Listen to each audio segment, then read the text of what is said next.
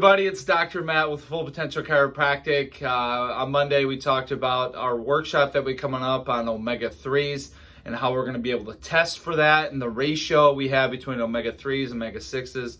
And we're going to get into all of that in later videos. But today, we're just going to keep it simple, right? I like to simplify things, not get too technical, not too nerdy with you guys. So why or what are omega-3s, right? So it's a type of fat you get from your diet. It's an essential fatty acid. What that means is it's very important for your body to have, but your body doesn't make it.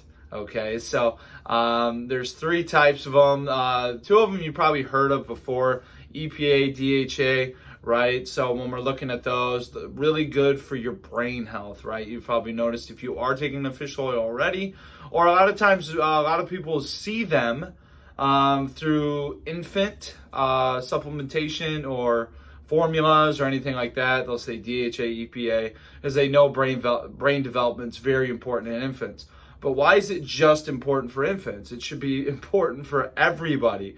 And then, the problem with all these fatty acids, or, the omega-3s in particular, our Western diet does not have enough of them. So we're not eating the right foods on a regular basis to have a good ratio. If you guys have any questions, let me know. Post them below. Have a great day, everybody.